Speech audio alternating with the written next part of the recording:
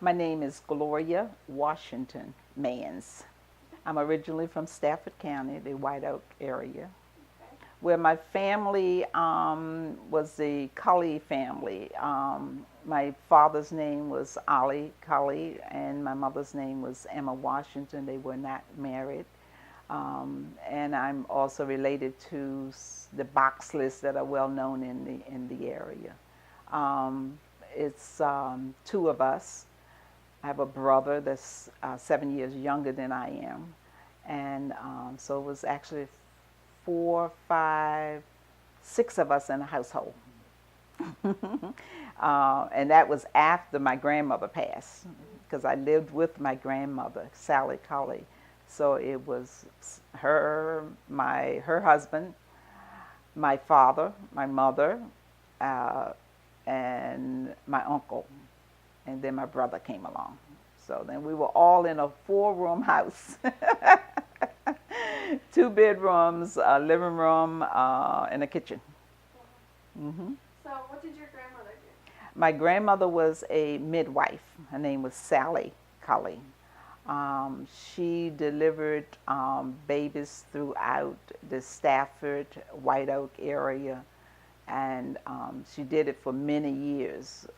She was doing it when I came in. Matter of fact, she delivered me on October the 7th, 1949. My grandmother was very busy.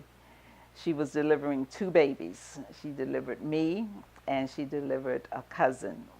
And so she would go away from home like 2-3 weeks at a time. She'd be gone, staying with families that were expecting babies.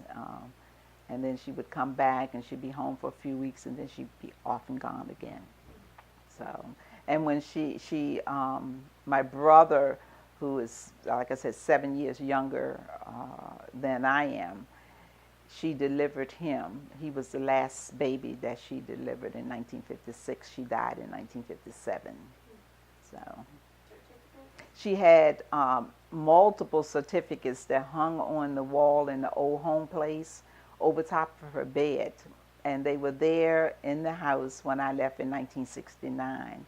I have no idea what happened to them after that point. The old home place eventually was torn down. So I don't know whether some other members of the family got the certificates or what, but she did.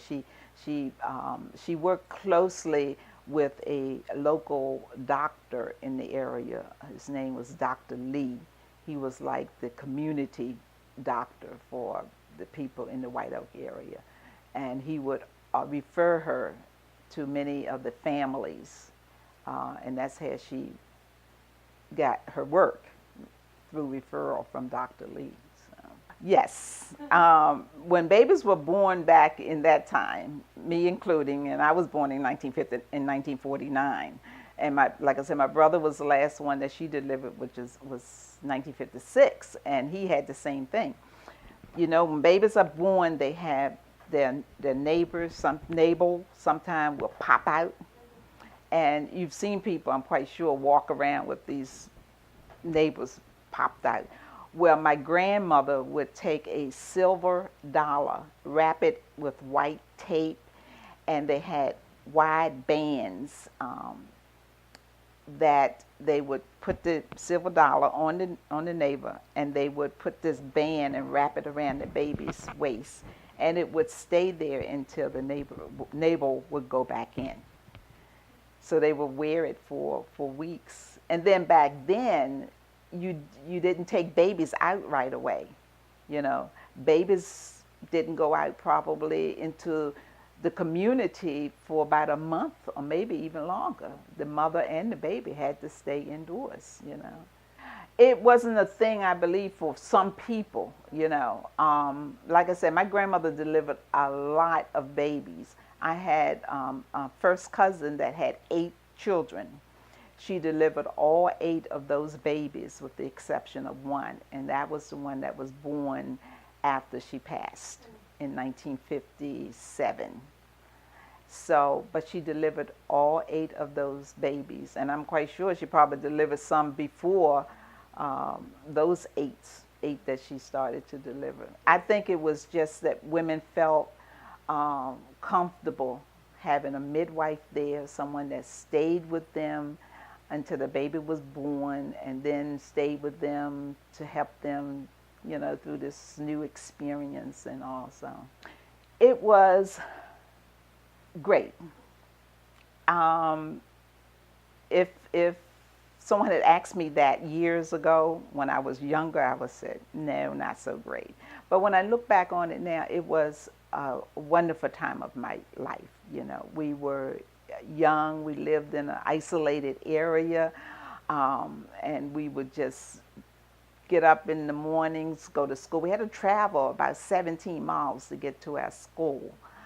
So we left home like about 7:15 in the morning, between 7:15 and 7:30. My uncle was, not my uncle, my first cousin was a bus driver. So I walked up the road, got on the bus, and we went to school. At that time, schools were not integrated. They were segregated. So we had to pass all of these white schools in order to get to this one black school that they had. And for my first, second, third, fourth, fifth, and sixth, we went to a little 4-room schoolhouse. It had, in the first room was the first and second grade, in the second room was the third and fourth grade, and in the third room was the fifth and sixth. So we actually had, for those 6 classes, we had 3 teachers. One teacher would teach the first and second, one the second, the third and fourth, and one the fifth and sixth. So, but it was a wonderful time. It was free. We didn't have to worry about crime and stuff like that. It was just wonderful, the area that I grew up in.